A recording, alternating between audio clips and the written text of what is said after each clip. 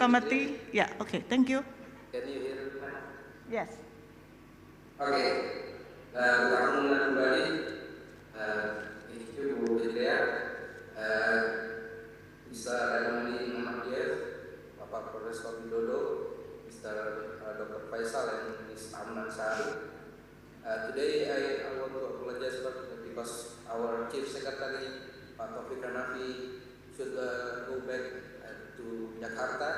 He attended the event this morning, but later after the lunch, he should pass back to Jakarta because he had another assignment from our minister, and now maybe it's on the way back in the flight to Jakarta. And I want to represent him in this event to deliver his speech, and later we will join the discussion. Let me share my presentations first.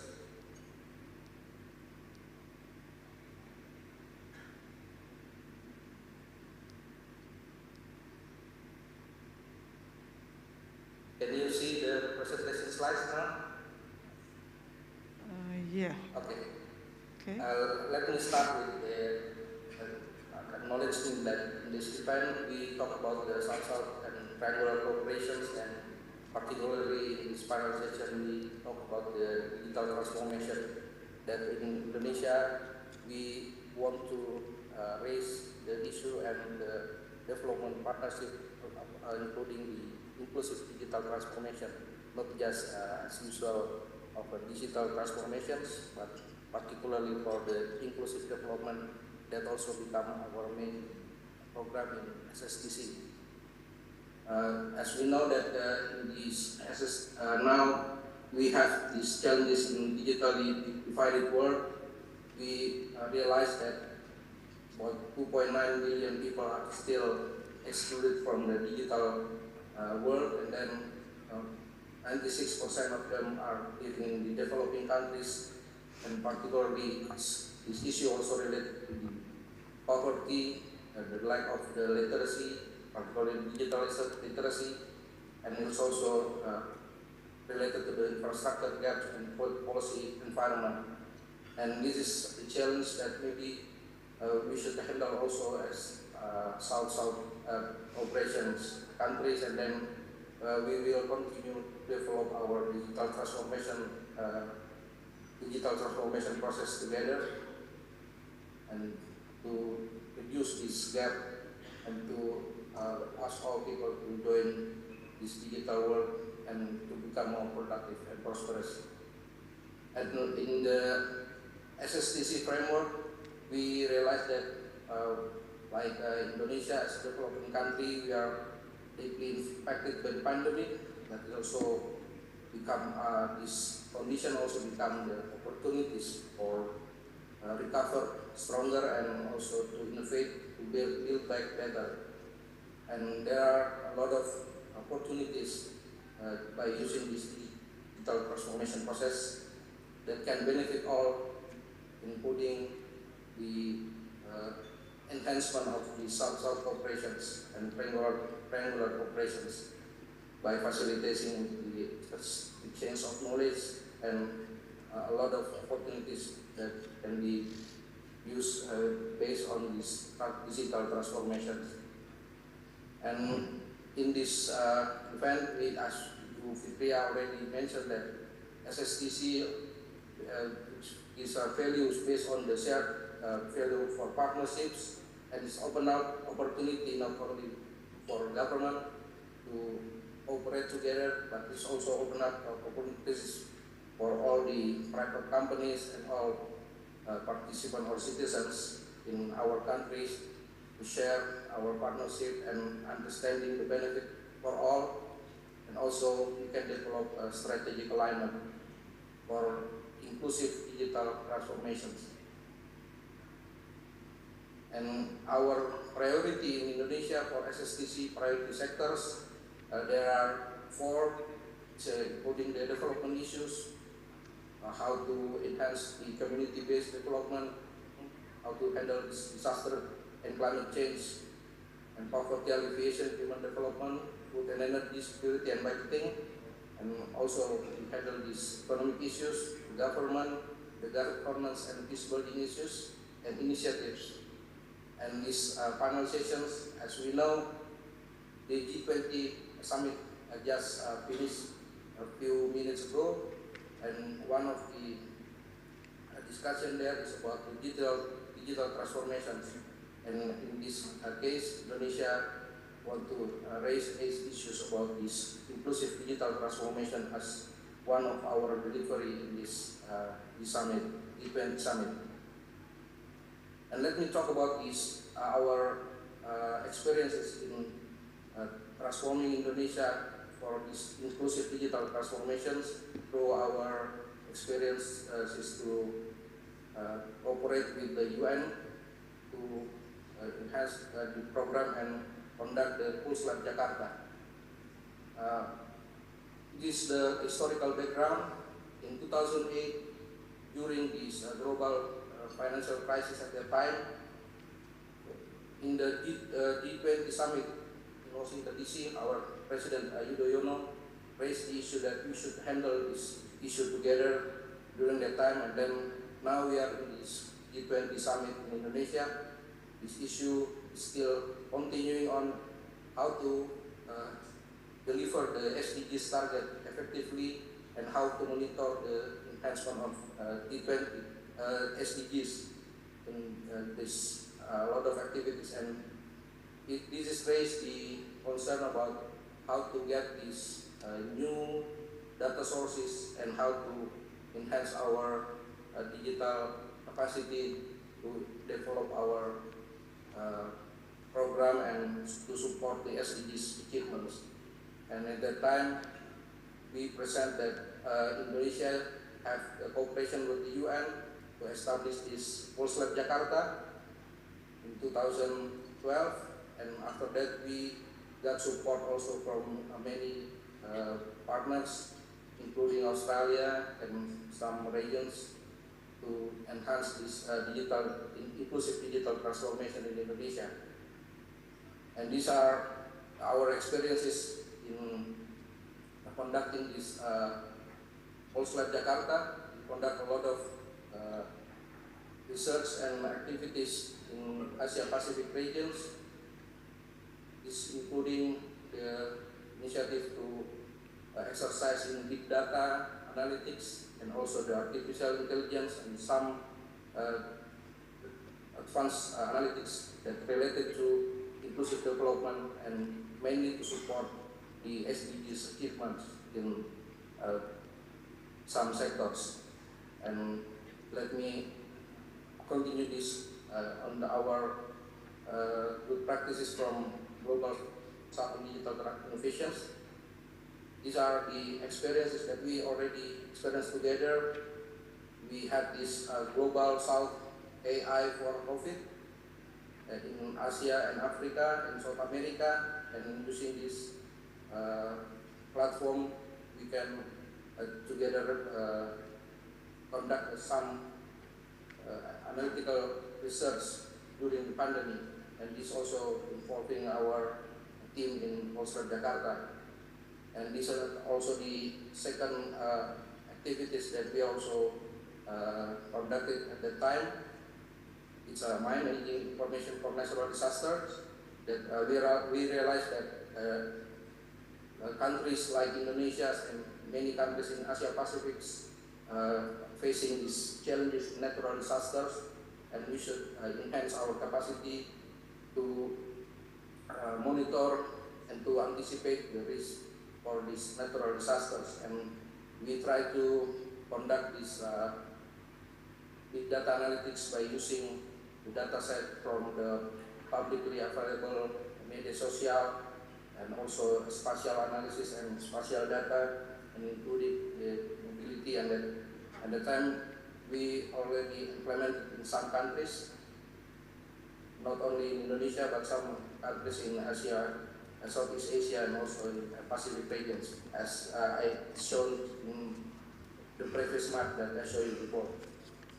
And now we want to talk about this SSTC, how the SSTC can help countries in scaling up digital innovation and accelerating SDGs achievement. We can, together we can see this experience also to conduct this big data analytics and research to enhance our capacity to anticipate the vulnerability for climate hazard. We have this WFP and Ph.D. program together at the time to conduct some research, and we named this platform as Pembicara, and now it's become also utilized in some countries in the region. And basically it handles the risk for the food crisis and resilience for the climate change to the food availability in some countries. By using this platform, we can identify which regions are vulnerable to this climate event and also impact the food availability there. And I think this is one of the examples that we can develop further in the regions. And the second is about this displacement during the earthquake. We already conduct this during the 2018 earthquake in Central Sulawesi by using mobile data at the time, operate with a telecom company in Indonesia, and we also conduct this in Papua New Guinea later. And by using this, we can analyze how the mobility of all the citizens and impacted people, where they are moving, where they are evacuating, and then how they can come back to the regions after the earthquake happened. And by using this data, we can get a lot of insights to make decisions about the victim of this earthquake event. Okay, now I want to talk about our specific achievement also related to the SDGs. During this 10 years of Pulse Lab Jakarta involvement in activities in Indonesia, we already conducted some research related to the inclusiveness of the transportation system in Indonesia, particularly for the railway system. At this project, we want to analyze the involvement of disabled people, elderly people, and the gender disability, gender issues related to the utilization of the railway system, and this give insight and recommendations to the railway company to improve their service. And we also conducted this asset mapping in West Java related to this COVID. And after that, we also conducted some research with the Ministry of Foreign Affairs, and also related to the disaster management that I explained before. Now, we as a Bappenas want to propose in this event that we want to establish the United Nations Global Pulse Asia Pacific as an enhancement of our previous engagement with the UN, and hopefully our experience in Indonesia and some countries in the regions in Southeast Asia and also the Pacific countries, we want to establish this unit to become the main media for us to enhance this inclusive digital transformation in the regions. And the objectives of this UNGP Asia Pacific is to generate knowledge, capabilities, and approaches to support inclusive digital transformations in the region, and also to create and accelerate development of regionally accessible approach to help communities and partners to anticipate and address emerging global challenges. It means we also will do some research and also some policy recommendations related to the poverty issues and also the productivity for economic to the citizens, including the SMEs and all that kind of program, and also to advocate for regional transformations in policies, practices, and culture, and to maximize the utilization of these digital innovations, to minimize the risk, and also to ensure pathways to scale and sustainability. Okay, and this initiative is closely aligned with this SSTC framework, and we also already proposed this UNGP Asia Pacific to become one of the deliverables in this G20 summit, and hopefully maybe we can hear the decisions about this summit later after this event. This is the some basic explanation about this initiative. We will establish this with partnership with some countries in Asia Pacific and also the UN members, and to provide this partnership platform and also to facilitate the digital innovations and pilot projects, and also to develop and facilitate portfolios for the relevant works, including country-level programs. It means that this, by using this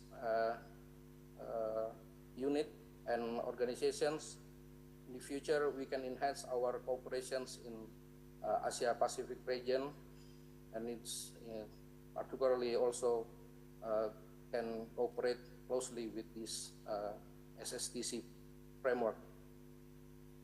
These are the initiative, the indicative activity streams that we want to propose, including the engagement of youth in Asian countries, and also the partnership and bridging networks, and also cooperate with these regional drivers and disparity of South-South cooperations.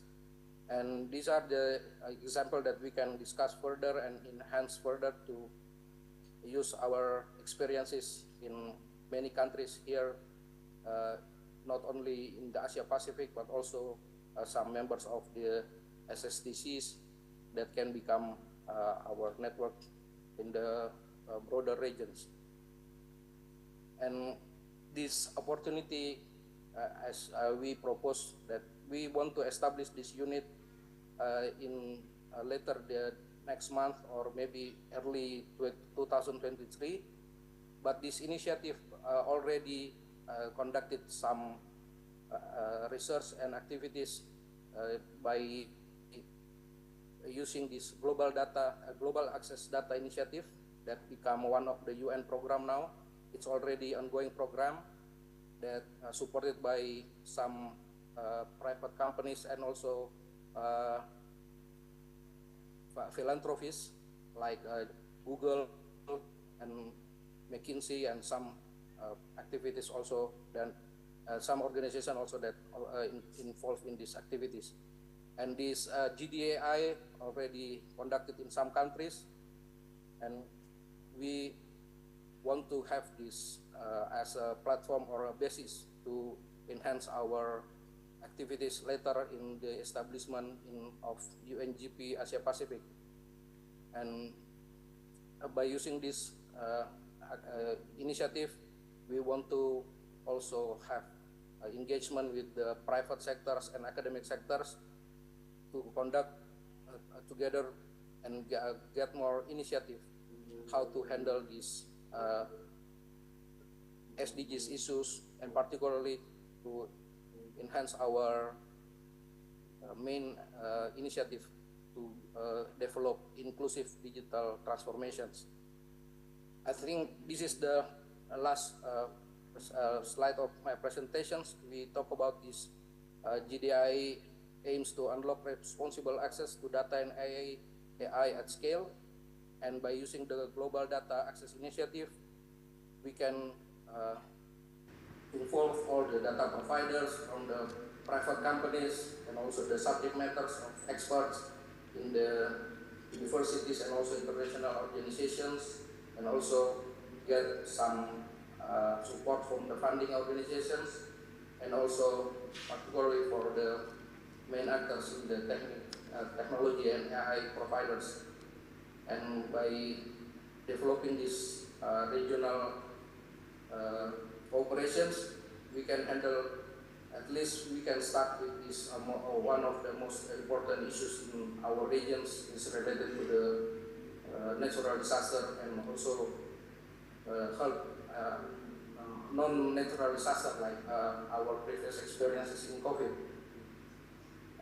Okay, that's the presentation of Chief Minister of Bappenas, and I hope later we can have more input and comment from all the participants to support further our initiative to establish this UN Global Goals Asia Pacific later in Asia Pacific region. Thank you, Bu Fithriyah. Okay, thank you for the very comprehensive presentation, Mr. Irfan. Please stay in the line. And then we will go to the Mr. Elmaddin Mehdiyev. So what we will discuss here is what is the potential and the trends of SSTC related to the incorporation of the digital in finance and international cooperation, and then how can digital transformation enhance cooperation and integration through SSTC, and what are some examples of digital transformation that has enhanced international development through SSTC. Thank you. Thank you very much, Madam Fithriyah, for presenting the floor. Dear Dr. Taufik Hanafi, Professor Widodo, Dr. Faisal Kamiran, Ms. Amnah Shaari, dear guests, ladies and gentlemen, I would like first to greet you all on behalf of the Azerbaijan International Development Agency, and taking this opportunity, I would like to express our profound thanks to Bappenas and Islamic Development Bank for extending this invitation, and most importantly for organizing this important gathering on the sidelines of G20 summit, which successfully hosted by the government of Indonesia, and congratulations for that. With regard to our topic of the session, enhancing South-South and triangular cooperation in digital transformation for an inclusive and equitable future. First, I would like to start with the experience of Azerbaijan and in general who we are, I mean ADDO, and what we are doing in this field and in general. Azerbaijan is determined to contribute to realization of the development goals and objectives agreed within the United Nations. It demonstrates full support and undertakes ceaseless efforts for eradication of poverty and promotion sustainable economic growth. And of course, development and global prosperity for all, paying particular attention to addressing the special needs and vulnerabilities of the developing and least developed countries in Africa, as well as those recovering from natural disasters. In the last 15 years, Azerbaijan has provided extensive humanitarian assistance to and contributed to the implementation of national development policies and strategies in a number of countries from different regions. In general, 43 out of 46 least developed countries received the humanitarian and development assistance from Azerbaijan.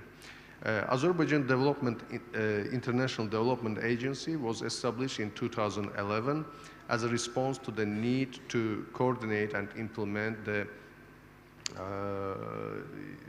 increasing aid by the government for the development of for the international development.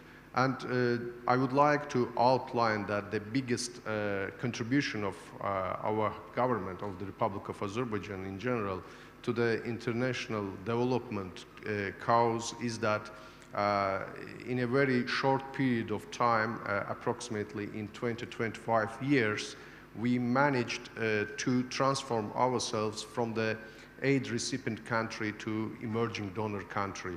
As you all know, in the very beginning of 90s, in the beginning of the independence of Azerbaijan, we have faced a foreign aggression which resulted with 20% occupation of 20% of the territories and 1 million of IDPs and refugees, which of course resulted with a large-scale humanitarian catastrophe. And in those years, in the mid-90s, we were the aid recipient country receiving aid from the international organizations and also other countries. But in a 20-25 years, thanks to the successful domestic social and economic policies, Azerbaijan managed to transform itself to an emerging donor country. Now we are the, let's say, delivering our aid in different fields, including the digital transformation to those communities and countries in different parts of the world. And talking about the digital transformation, first I would like to mention that one of the success domestically, I mean, is that the establishment of the ASAN service under the State Agency for Public Service and Social Innovations. That's the actually the service which totally provides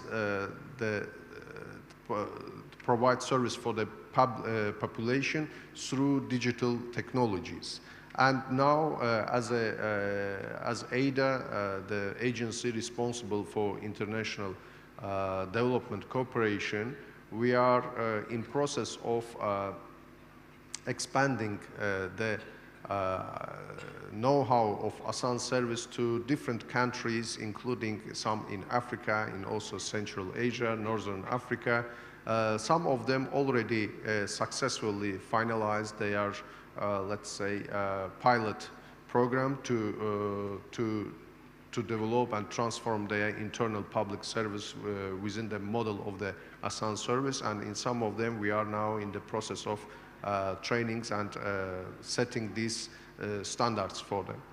And also talking about the digitalization through South-South cooperation, I think that successful implementation of Sustainable Development Goals agenda requires exploration and sharing of best practices, particularly through South-South cooperation,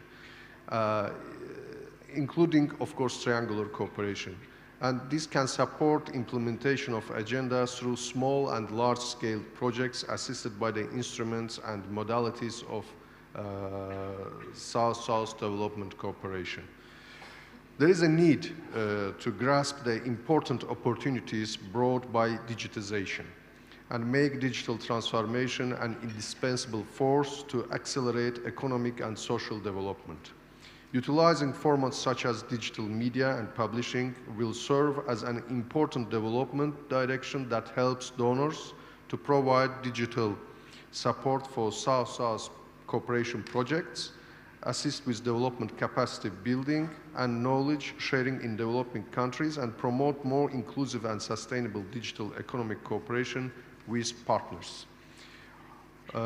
Also, there is a need to enhance South-South cooperation in ICT by establishing cooperation between governments, private and business sectors, and other stakeholders, including the higher education sector, to support digital capacity building and also by supporting digital education, training and learning, which, by the way, we are applying in our practices. And I would like to mention that there is scholarship program funded by the government of Azerbaijan. It's already 5th year that we are implementing this program. That's for non-aligned movement countries and for the countries of Organization of Islamic Cooperation. And annually we are receiving the students from this geography, from these countries. And one of the main priority for us is providing grants and scholarship for the students for aiming to continue their education in ICT technologies. Through this, we are trying to support those countries and communities to transform their system to digital technologies. And also internally, I would like to outline that, as you know now, currently the government of Azerbaijan is undertaking the full recovery and let's say reconstruction of the liberated territory, of its liberated territories, by the way, which is totally contaminated by the landmines, which is the very big problem now for reconstruction process, and also the bringing back the IDPs and refugees, IDPs actually. So the model applied by the government is that in all these territories where not single building survived as a result of the occupation, and we are applying their smart cities technologies. So whatever is built there currently, all of them are digitalized and are done in the standards of the high-tech and digital technologies. Okay, excuse me, yeah. Maybe... that's, I mean, first what I wanted to share with you. Thank you very much. Yeah. Okay, thank you. I'm very sorry because we only have 5 minutes for each panelist. So before we go to the next panelist, I would like to remind you that you can starting to raise the question right now from the Slido, and you can refer to the slide behind us, how to access and then how to address it. So as long as that we already have the question, then we will ask to the panelists. And please, for sure, address to which panelist do you address the question. Okay?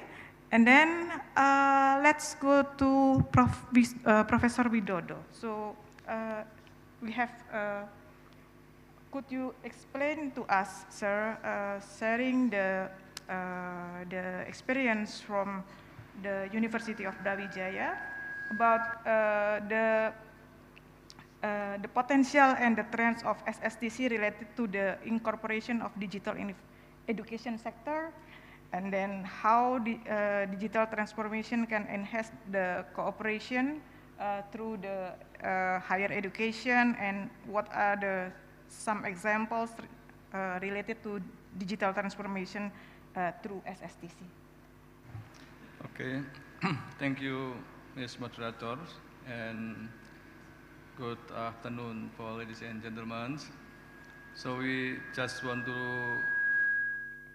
give the brief information regarding the role of university in strengthening the SSTC. This we take from lesson learned from Universitas Brawijaya. So for the first, I would like to acknowledge that university in Indonesia, usually we have 3 pillars we call Tridharma perguruan tinggi. So in the 3 pillars of the higher education, so one of the important mission is for the education itself. And the second is for research and innovation, and the third is for the community services. Since the university also has a role in the community services, then this is very important also for university to try to empowering the community. So that's why university should develop various methods. And according to this pandemic events, then university try to transform everything using the digitals, including community services and also for the educations. Since one of the mission of university is in the community services, so I think it's very important to put university as one of the leading sector to achieve the goal of the SDGs. Because I think practically in Indonesia, many universities also they try to empowering like rural economic, transforming mindset, and also developing new culture into modernized. And this is just case of the Universitas Brawijaya, for example. UB will try to enhance for the global partnership through like enforce for the research collaboration with international partner, staff and student mobility, joint community services in rural area, internationally collaborate with international agency or the international university. And for example, during the pandemic COVID-19, so university try to transform everything to the digital, like education and remote-based education and internet-based educations. And fortunately, by the end of the year, I think we got a network to connect it with international university along with Asia Pacific. I think not only Asia Pacific, but whole worldwide, and connected through the internet speed with 100 gigabyte. I think this really high speed that in that case we can use for the enhance the partnership with a short country. And this is for example, I think that we try to look forward after post-pandemic era, after we got the high-speed internet connection. For example, one is for developing a big server for the big analysis data, and Center for AI. This may be relevant and related with the previous speaker. And also we try to develop our own virtual learning machines. Then virtual learning machine that can be applied by everyone's. So this is open for other university, especially who don't have the facility for make a platform in the digital educations. Since we have, I think, it's enough facility, especially for the access in very high speed, then universities also try to develop, usually we call university without wall. Everything they can open and internet accessly.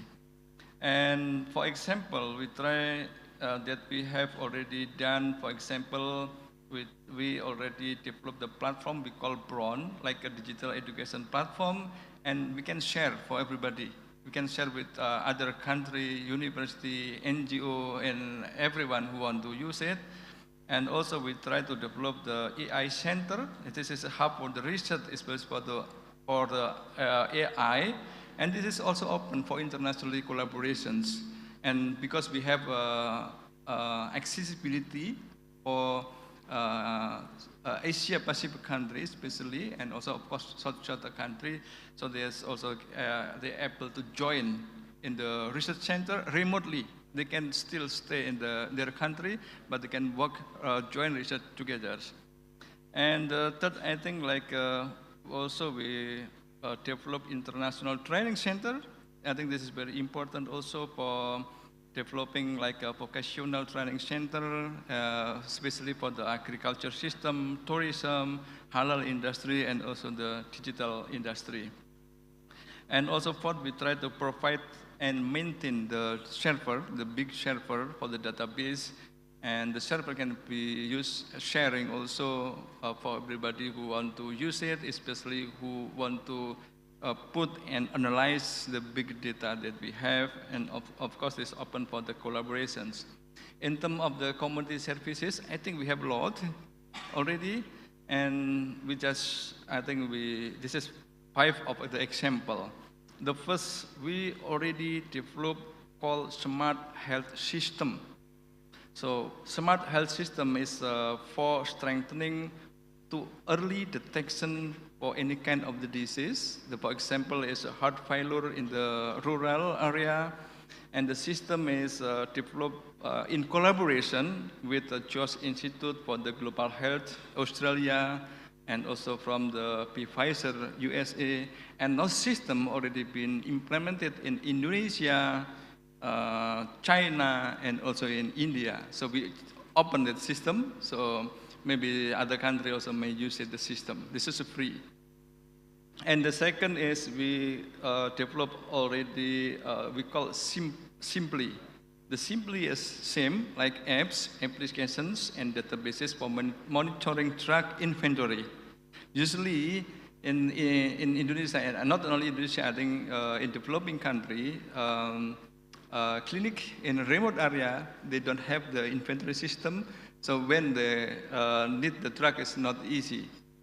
By the system, the central government, they can monitor the inventory of the drug, and also not only drug, but the nurse availability, and also medical doctor availability, and also monitoring what happened in rural area. They can monitor centrally.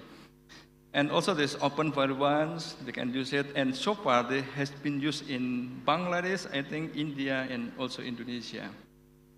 And the third, also we try to develop global health monitoring system. So this is like a database for monitoring public health and environmental change that harm to human health. 1 minute. So it will be implemented in Indonesia, India, and also Bangladesh. The project is funded by NIHR Global Health UK, and collaboration with India, I think, and also Australia. And the fourth, I think we have collaboration, nice collaboration with Serunai. We try to develop the halal ecosystem in Indonesia, not only in Indonesia, but worldwide, I think. And hopefully that this is one of the systems that we try to develop will be beneficial for the short country regions.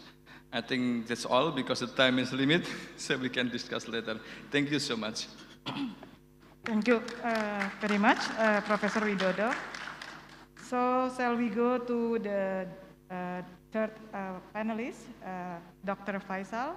Would you please share your experience in regard to how to support the digitalization, and then how to involve anyone, so leaving no one behind, especially in the terms of e-commerce and digital economy?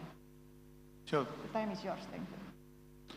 Thank you so much, Ma'am Fithriyah, and I would like to thank Bappenas, Indonesian government, and Islamic Development Bank for arranging this great event at the sideline of G20 and inviting us as a panelist. And it's a great honor to be here among the distinguished panelists over here. A very brief introduction about myself.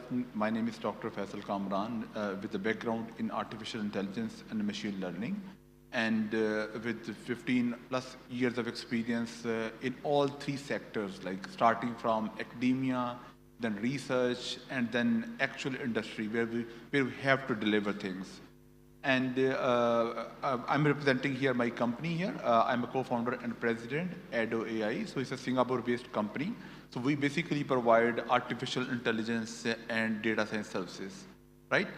And probably I think they're also showing my slides here, but I think I will mostly speak because I think, yeah, this is like different sectors where we work, like in, so because I think when we think about the digital transformation, so actually it's, it has two things. One, first, how we can make the life of everyone easier. For example, if I want to make a transfer of money, so can I do it like in 1 minute, or should I go to bank and I should spend like 10 hours over there? So this is like actually the ease, that's the first part. And the second part is that how we can use our data to make future predictions.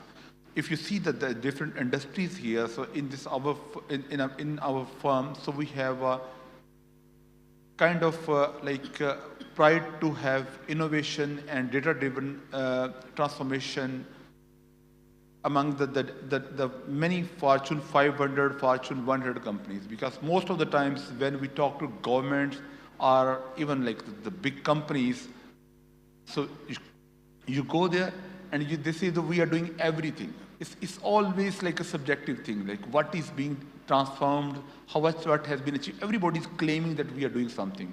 But once you go deep and you see, most of the times people are struggling. People are struggling because name is there.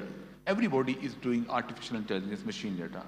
But on some part of the world, it's getting literally obsolete term, big data, artificial intelligence. But on the other side of the world, it's becoming a charming and even still a scary term. So now we need to come at a point where we can keep some balance between these things, where we can have, as my Honorable Secretary, our Honorable Secretary just mentioned some of the initiatives. I think I'm very excited to hear these initiatives by the government and by the Indonesian government, and we would like to offer our support over there. So, so I think as an organization, we have experience of being the digital transformation on different organizations. And with respect to, particularly with respect to SSTC, and maybe the next slide, if someone can help me with the next slide. So I think in this particular SST, so we need to actually address, if we want to achieve the objective of transformation through digital transformation, so we need to handle the challenges of data, because that is the main thing. So when I say data, it means what are the challenges? Quality of data, where to keep it, what infrastructure we should have it. Because once we would have this everything in place, starting from the different right sources of data, putting it somewhere which is usable, where we can enable advanced analytics, enabling advanced AI use cases, so then we can achieve something. So that's a key thing. And if we achieve this part, then definitely we can aim for the next steps. And in our experience, some of the success stories that I can share here, in particularly, I think in the both, like in South-South and triangular cooperation. So, for example, I was part of one of the project that was done by, so it was supported by the World Bank, and I also got by the way, like the World, I think the Research Innovation Award from the World Bank over this innovative digital transformation work, where the idea was, because most of the times, there is, people believe that the governments claim that there is no harassment cases.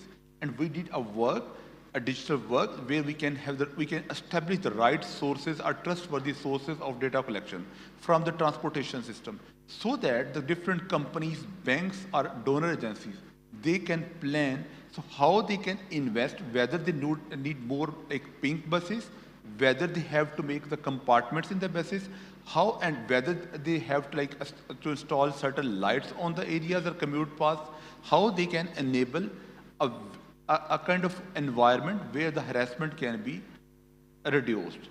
So coming back to the second use case, I think that's thanks to the Islamic Development Bank. We have developed, we have worked with the Islamic Development Bank here with the Ministry of Health in Indonesia, and a great project where the idea was to understand and to identify the vulnerability persons and vulnerable regions. So, so the government and the different the health agencies can effectively work and preemptively work to understand this kind of vulnerable persons or individuals to help them. And once they get admitted to hospital, then with this model and this AI data, so they can forecast that how long this person will stay in the hospital. So in this way, so at least, because in digital transformation, in this data-driven digital transformations, now we just need to properly handle our resources. We cannot meet the supply, because as the demand and the population is going up, so resources are not going up accordingly. As per SDG's goal, we need to overcome over the hunger. There should be no hunger as per SDG goal. But I was having a look in the concept note, like from 2014 to 2019. So the undernourished persons have have gone up from 60 million to 690 million. So it means now we have to come up with a more data-driven ways to overcome this kind of challenges and use technology over there, right? And another case of use case that will be final from my side. So we helped with the help of Karandas in Pakistan to understand like how we can have the financial inclusion of small enterprises. For example, if a person is having a small kind of restaurant, but it is not properly documented, or how if he wants to get the loan from the bank, if he wants to get the other facilities from the bank doesn't have any data because he doesn't have an account. It's only the day-to-day basis transaction. And how we can incorporate this kind of small businesses, and we can have some alternate means to capture their financial value. So I think we also worked on that one, and that was a great success with the help of the Gates Foundation, Karandas, and the government of the United States. So I think I will just stop here, and I will be more than happy to have more questions and share my thoughts that how we can further take this kind of data-driven digital transformation to the next level to have more success stories over there. Thank you. Thank you very much, Dr. Faisal. And last but not least, we go to Ms. Amnah Shaari. So would you please share to us about the experience in implementing the digitalization in halal industry, and what is the prospect of that, and how to ensure that everyone will be involved on that industry? Okay. Time is yours. Thank you very much, Ms. Moderator. First of all, thank you so much for having me here in beautiful Bali. It's beautiful. They say if you get married here, you have beautiful family. Is it true? So anyway, I would like to thank, first of all, to Bappenas, to the Minister, Pak Wisnu, Islamic Development Bank, Mr. Riyad, Mr. Aminuddin, and also all the Islamic Development Bank people here who brought us here from this convention. Okay, today is about SSTC, South-South Cooperation, and halal. That's what I'm focusing in today, is you got to cooperate in halal. If you don't cooperate, you're not going to go anywhere. For example, KFC has more than 2,000 ingredients from 200 countries. Everything must be real halal. By the way, I do respect other people's view, and halal is not just about religion, it's about halal and toiban. That means it's hygienic and wholesome. That means you must have HACCP, GMP, and many more, and it's comply to the ISO standard globally, ISO standard Geneva, in order to be in compliance. By the way, I do have I'm supposed to speak very fast. I'm the last person in 10 minutes, isn't it?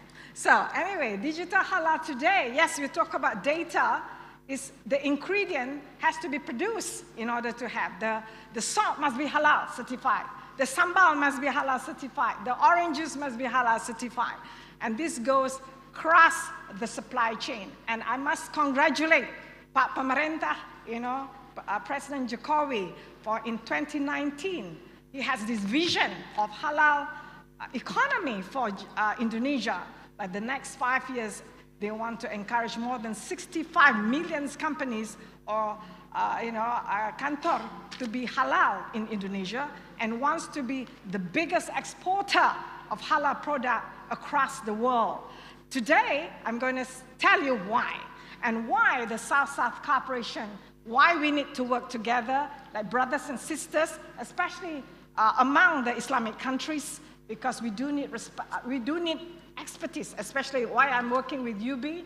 They have many, many expertise. In fact, the first Bapak Halal, the founder of Halal, comes from UB, and Pak Tri Susanto. So in 1945, right? So we have to be proud of what we have, and we must share within our Islamic knowledge about Islam, and also we help each other for the Ummah. Let's go for my second slide. Thank you.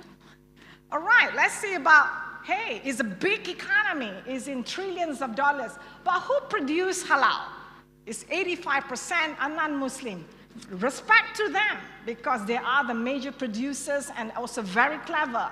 and 1/3 of the global population will be Muslim by 2050, as you know, okay? And it is the fastest growing religion in the world today. So we need to catch up. We need to be the producer. And hey, why don't we get a piece of the pie of the economy of the world? So by focusing on halal hub or halal economy, inshallah, with the grace of Allah, we will go better for Indonesia and the world of 57 OIC countries. Right, next. Right, we have signed many MOU that shows cooperation is very important. In Japan, although it's not Islamic countries, they have more than 50 certification bodies. Russia has more than 50 certification bodies around the world. So we have signed with everybody, including everybody in the world. Next. So, next, please. Next slide. Boleh slide yang nombor 3. Yeah. So, how many certification bodies globally now? Okay, people like Malaysia and of course country like Indonesia is governed by the government, but the world have waken up to halal. Yes, Nabi Muhammad SAW has given us halal 1,400 years ago, but the world has woken up to halal long time ago. There's more than 400 to 600 certifiers around the world, and as I mentioned just now, Australia, Japan, Russia, and many more has already waken up to halal. But 95% of the certification bodies around the world are not digitalized. So that's why I'm focusing on digital, right? So, and they are mostly non-profit organizations. Can we go back, please? And Indonesia has just gotten a new logo in 2019, or even much earlier. You have created, BPJPH, and the MORA, Ministry of Religion, and that's something to be proud of. And you must say, congratulations to your own government. And today, like Malaysia, we recognize 84 logo or 84 logo from 46 countries. But Indonesia also now going to recognize all this, inshallah, more than 400, certifier around the world because it needs to. Inshallah, in the future, everything that's exported, imported into Indonesia also has to be certified Indonesian halal. I want to tell you why this is important on halal economy, because at the same time, we're creating jobs. Remember, SSTC is about enhancing the poor. We forgot about that, not only education, because halal is about food technology, it's about science, it's about testing. We need more scientists. And not just imam, yes, we know we must have that understanding about Islam, but at the same time, we must understand about technology, we must understand about sciences. So without this knowledge, without this understanding and education, we cannot go far in halal, in this area of mine. Right, so we're trying to digitize, and we're talking about big data and sharing data. So imagine I can get my salt from many countries in the future, and we have gotten this global repository of data, which is free for everybody around the world, not only for the Muslim, but for the non-Muslim alike. So and do you know that our halal is really sought after? China love our halal because it's halal and toiba. It's clean and secured, and you definitely guarantee with that logo, it's definitely safe for human being. So what happened after that? People start to abuse. Excuse me, ma'am. All right? Yeah. So let's conclude. So let's see that. So today, I'm working with UB on the cooperation and hoping that we hire the staff, we hire the students, and we go through the system, and inshallah, we menyahut Pak Presiden that we have halal across Indonesia and the world in the future. Thank you. Amin, inshallah. Thank you for all of the distinguished speakers.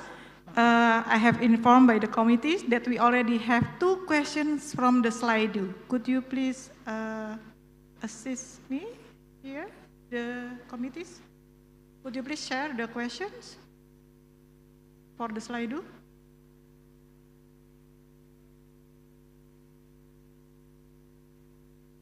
No, the questions, please.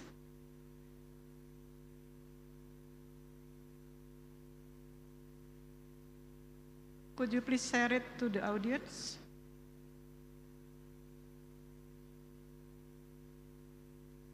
Okay. It's very small. I cannot read it. Do you have any? Could you enlarge it? Yeah.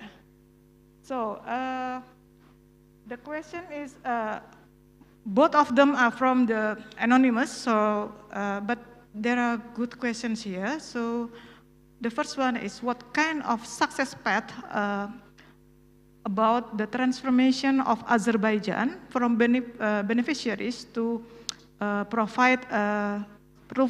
provider countries?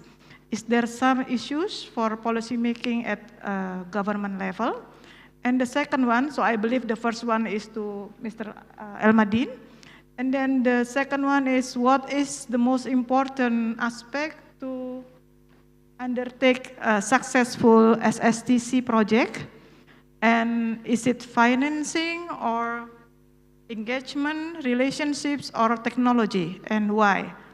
Okay, I believe for the second question, maybe all of the panelists can share maybe 1 minute for each panelist. Please, Mr. Elmaddin, for the first question. Thank you very much, and thanks for the question. Actually, I think that, yes, this is individually, that's another experience, and to be shared, that how to transform the government from the aid recipient to the donor or emerging donor country.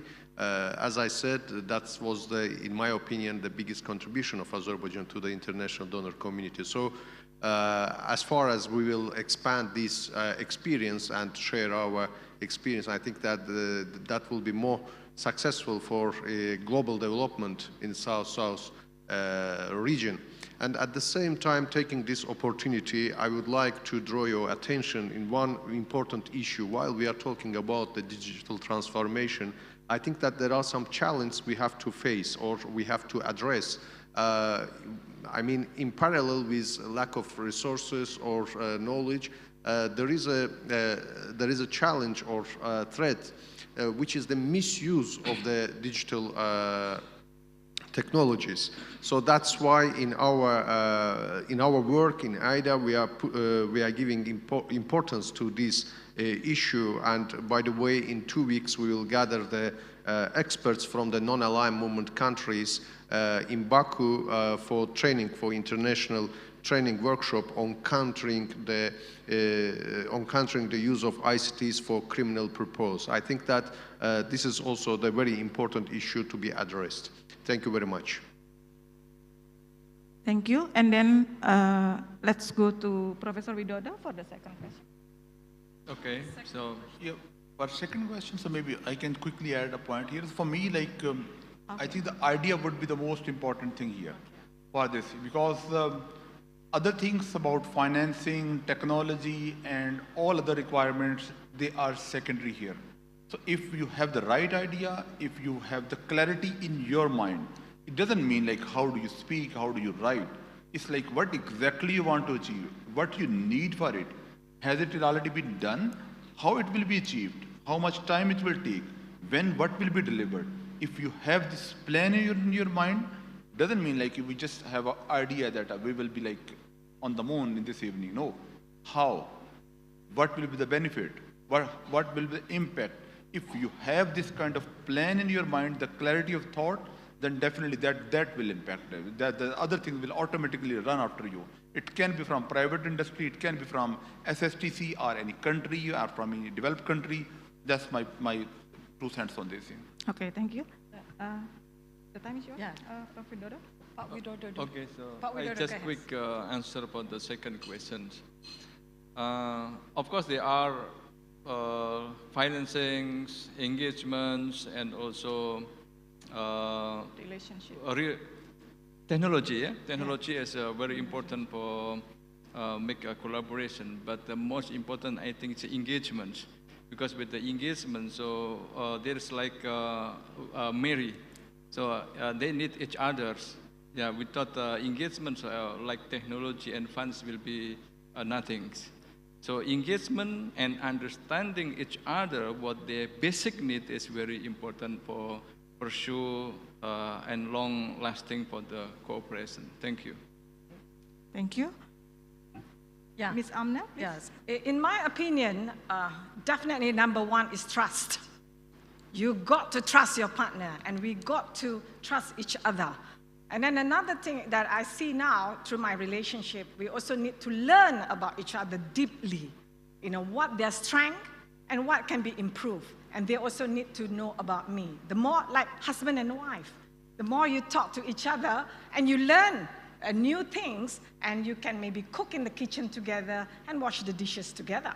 So what I'm trying to say is that, and another thing is about SSTC is that is about finance. We need to upgrade the economy of both sides and everybody, the stakeholders that involved.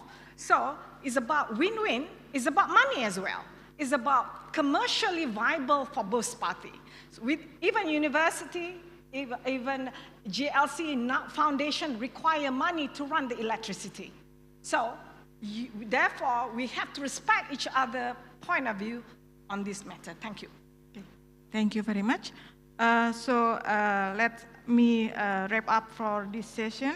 So based on the experience and the sharing from all of the honorable speakers here, I could underline that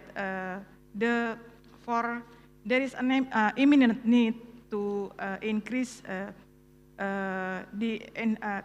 the impact of the SSTC in the future by enhancing the involvement, the engagement, and then also improving the trust from each of the stakeholders in SSTC to make sure that all of the stakeholders is represented and then having their aspiration heard, and also they could bring up and aimed at the jargon of the leaving no one behind. It will be not a jargon anymore because it will be achieved, and that is our big goals here. And reducing the inequalities is also, on the other hand, is a very important subject here that should be taken care of by all of the stakeholders of the SSTC. Before closing the session, I have several announcements from the committees. First of all, after this session, please all of the honorable speakers and then also all of the audience to stay in the ballroom, because after that, all of the breakout room participants from 1 to 3 will be gathered here. And then it will be a closing session in this ballroom. And then do not forget that tonight at 6 p.m., we will have gala dinner in this ballroom. So be sure to be there. And then that's all for this session. My name is Fithriyah from Universitas of Airlangga, Surabaya. I forgot to introduce myself in the beginning. So have a wonderful time, and please enjoy Bali for the rest of the stay. Hopefully you can all return to your home safely, have a safe flight, and please do all of the discussions here, and hopefully it will be fruitful for the next steps or improving our SSTC. Thank you very much. A very pleasant afternoon for everyone.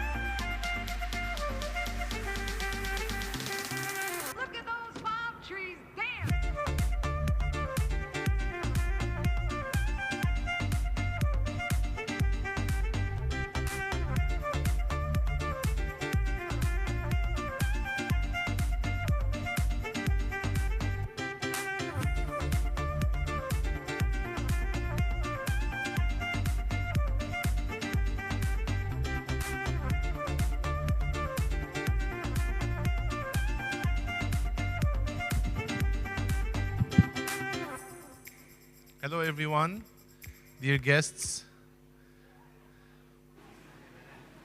distinguished guests, esteemed speakers. So we'll be concluding our session soon. We just need to basically have the breakout as per the program. We have 3 minutes, 4 minutes from each breakout session moderator sharing with us the insights from their sessions. And then we will read to you the joint statement that was signed this afternoon. And once we are done with that, we will let you prepare for dinner, which will also be in this hall at 6 p.m. So we will start momentarily with the breakout session outcomes, please. Thank you.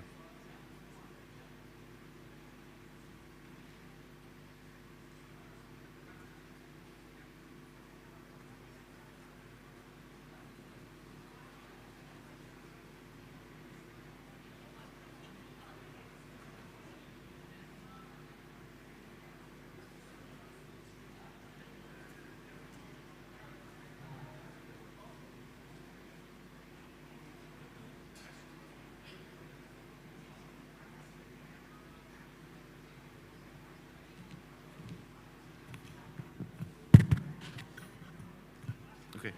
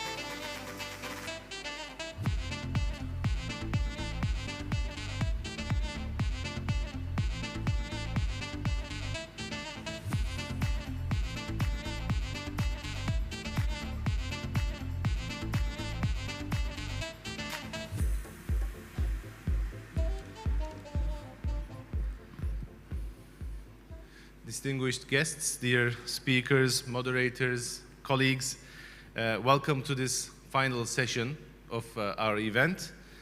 We would like, as we have in the program, we will start with the breakout session moderators sharing with us a few insights from their discussions that they've just held. And then we will move on to reading the joint statement that was signed this afternoon, which will be the conclusion of today. And then, of course, we'll meet again for dinner. I'm sure that everybody's hungry and needs to refuel after a long day. So let me invite, please, the moderators of the breakout sessions.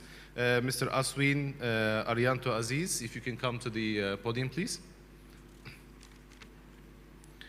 Dr. Hagus Tarno, if you can also join us here, please, from session 2, breakout session 2. And lastly, Dr. Fithriyah, if you can also please join us on the podium.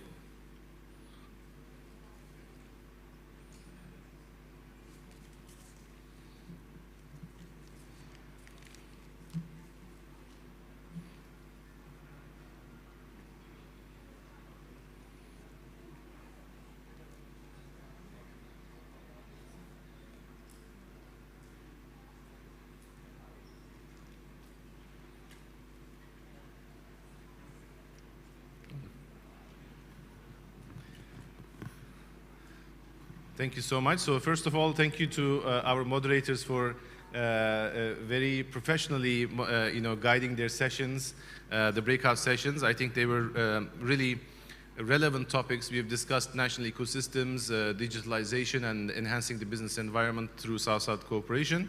So now we will hear from them. We will follow, of course, the order as the breakout. So we will start with Mr. Aswin for the first insights. Thank you. Thank you very much, Pak Farouk. Our topic in the first panel is promoting national ecosystem for South-South Triangular Cooperation for effective international development cooperation. We have 5 speakers. One is online speakers. There are so many points that I wrote down. Then I'm quite confused actually which point that the most important to share here. But I try my best. From Ms. Anna, a very important point: how to innovate funding. And after that, Ms. Renata from Minister of Finance has already come up with an answer of how to innovate funding that perhaps that we can share here, that Indonesia have Indonesian aid that do not depend on state budget, but more on, what do you call this one, endowment fund. So this is a long-term sustainable funding that we actually copy from our scholarship funding. And then from Niall, very important that making national ecosystem, the most important is the people involved, the actors, the state, the non-governmental actors, private sectors, every stakeholders is important. So making those, his emphasis on the people, on the actor is the most important one. Pak Julius giving us example how Indonesia work in Afghanistan. The work is very excellent. Indonesia can get into Afghanistan because of the cultural sensitiveness. And what he suggests that perhaps we should develop also a kind of risk management, because what happened in Afghanistan is unpredictable, and we are working in international development cooperation should also work on risk management analysis. That's what he suggests. And Pak Farouk kind of wrapped it up with 7 pillars. The importance, in Islamic development banks in helping countries in creating national ecosystem, to create political will, to create national strategy, to create information basis, connected actors, financing mechanism, and performance measurement system that Islamic Development Bank going to help countries to adopt. What Pak Farouk also mentioned, that the importance of seeing the South countries not only as beneficiaries. And then coming from the questions is that Indonesia basically more on the demand driven. So what do you need from Indonesia, instead of Indonesia telling other countries what to do, but we are actually consulting, open dialogue for other countries to work with us and what they need from Indonesia. Thank you very much. Thank you very much, Pak Aswin. And now we will move to Dr. Hagustarno for breakout session 2, strengthening South-South Triangular cooperation to support business climate and sustainable economic recovery. Okay, thank you, Mr. Farouk. Yeah, I want to inform about the several. It's only few things that I already written related to the strengthening SSTC to support business climate and sustainable and economic recovery. There was one about the government role to engage the private sector in the SSTC. Ministry of Bappenas need to provide the policy related to private sector engagement in the SSTC, and to realize the policy, data is needed. So because of that, Bappenas now is conducting the survey related to the participation of private sectors. And the results show, tentatively, results show that the private sector conducted activities on SSTC, but the government didn't know and record it. So this is the most important. And another thing, recently, SSTC moved from the solidarity and voluntary concept to be additional missions that related to economic missions, to contribute to economic benefit for the private sector and also government. Bappenas also mentioned that the government also mentioned about the Kampala principle was adopted now to engage and boost the contribution of private sector.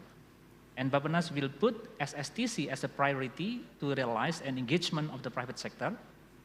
In the international events, Bappenas will promote and show the SSTC intensively, now conducting also in the G20. And development will be improved by multi-sectoral collaborations and to do much more benefit for multi-sector such as the private sector. And another thing related to the private sector contributions, some contribution was given by the private sector such as the Singosari National Artificial Insemination Center and Bio Farma. Both of them provide the services and collect the benefit economically and others. In example, SNAIC provide the training for 22 countries and also the sand expert to 10 countries and export frozen cement to the 7 countries. In case of Biopharma, provide 3 billion doses of vaccines. Bappenas and USAID do facilitating the survey to provide the policy and boosting the program by inviting and collaborating with DCA partners to increase the contribution of the private sector for SSTC. Related to the boosting program conducted by USAID, USAID invite DCA partners to help the boosting contribution of private sector to the SSTC. That's all. Thank you. Thank you so much, Dr. Hagustarno. And now we will have from Breakout 3, Enhancing South-South and Triangle Cooperation and Digital Transformation for an Inclusive and Equitable Future. Dr. Fithriyah, please. Thank you. So for the breakout session, breakout room 3, we have 5 panelists here. What I can enlighten from the first speaker is from the Bappenas. So what is highlighted here is the future cooperation in United Nations Global Pulse Asia Pacific, which also include in using the digitalization in disaster mitigation for natural disaster, and also for improving the data for poverty and all other new use for the big data. And then what is very interesting from the result of the Bappenas shared here is that we have to emphasize the intervention for the ones that still excluded from the digitalization in Indonesia, which count that around 92% of the people excluded from the digitalization is mostly girls and women. And then the second one is from Mr. Elmaddin, who emphasized on the full support by AIDA for poverty and then the achievement of SDGs, and also for financing for the assisting the refugees. And then there are also still important opportunities in using social media and supporting the cooperation and promote the SSTC through that media. And from Professor Widodo that already enlightened us about the digitalization in higher education, which is used and already implemented in research, education, and then also for community services and for rural economy and collaboration with other universities and other stakeholders in using the big data, including the virtual machines and assessing of the increasing the assessment, the assessment of internet, and founding the International Learning Center together with other stakeholders. And then from Dr. Faisal, it's already emphasized on the investment and the improvement of the partnership, and then also involving and engagement in the international e-commerce. And last but not least, from Ms. Amah, is highlighting in improving the trust and the advantage of having more job opportunities in the halal industry, as long as we can have the full access and full information for accessing by all of the stakeholders. Thank you. Thank you so much to all the moderators. Please join me in thanking them. Thank you very much. Thank you. Thank you. So, dear guests, I think we will now conclude with the last item of today. I will just read out to you the joint statement that was signed by His Excellency, the President, Dr. Mohammed Al-Jasir, and the Minister from Bappenas. And so the joint statement reads as follows. The Ministry of National Development Planning, Bappenas, and the Islamic Development Bank together collaborates in the promotion of an inclusive South-South and triangular cooperation at the G20 Leaders Summit side event on 16th November 2022 in Bali, Indonesia. We highlighted the urgency for more inclusive South-South and triangular cooperation in order to accelerate the achievement of the global development agenda. We emphasized the importance of strengthening the role and contribution of various stakeholders to generate more innovative solutions and mobilizing financial resources through South-South and triangular cooperation. We strongly believe that the South-South and triangular cooperation should be promoted as one of the main enablers to contribute towards achieving the SDGs. We take note that the Busan Partnership document highlighting partnership for development as one of the common principles to making development cooperation effective. The Busan Partnership proposes building stronger relationships between development cooperation and the private sector by supporting the creation of a favorable environment for the different partners and fostering public-private partnerships. We reaffirm the BAPA plus 40 outcome, recognizing the value of inclusive multi-stakeholder approaches to South-South and triangular cooperation, and encourage member states and all relevant stakeholders to establish or strengthen coordinated mechanisms at the subnational, national, regional, and global levels to leverage the expertise and other resources of multi-stakeholders, underscore the need for further mobilization of resources and to engage inter alia the private sector in South-South and triangular cooperation initiatives for sustainable development. We acknowledge the Global Partnership for Effective Development Cooperation, the GPEDC, Kampala Principles, as a set of principles to guide collective work on making private sector partnership for development cooperation more effective. It is recognized that the engagement of private sector is crucial to leverage additional finance and expertise, create and strengthen partnerships, and help build inclusive markets and value chains across key sectors. We welcome the mainstreaming of South-South and triangular cooperation as one of the modalities to implement the G20 roadmap for stronger recovery and resilience in developing countries, including least developed countries and small island developing states, agreed on the G20 Development Ministerial Meeting in September 2022. We propose the following plan of action. As a concrete step in creating more inclusive South-South and triangular cooperation, we will enhance the participation of the non-state actors, including private sector, civil society organizations, and academia to increase the ownership of development projects.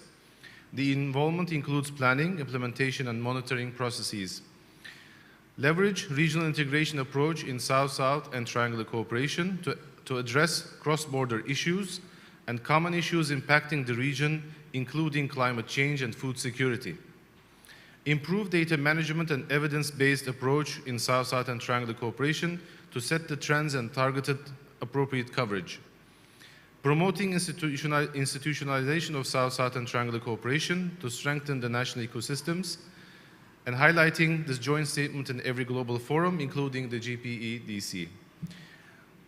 colleagues, dear guests, esteemed speakers and moderators, we really thank you for taking the time to come to Bali, leaving your homes, coming here to join us in this event.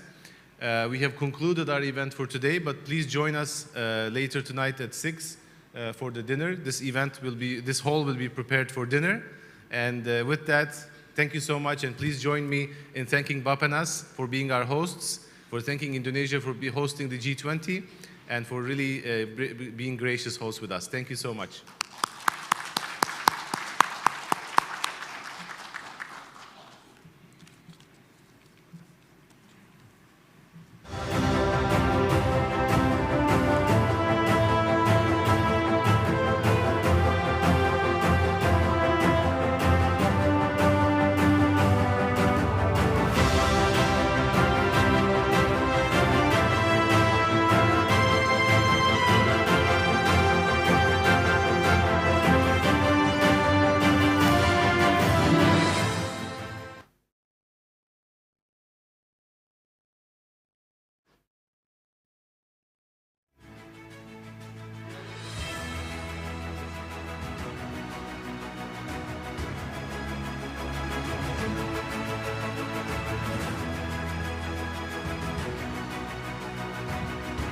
Ladies and gentlemen, thank you for coming into the G20 Leaders Summit event.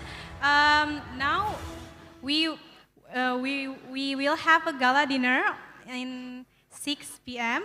So please, the venue is here in the ballroom. Please come back to this room at 6 p.m. Thank you so much.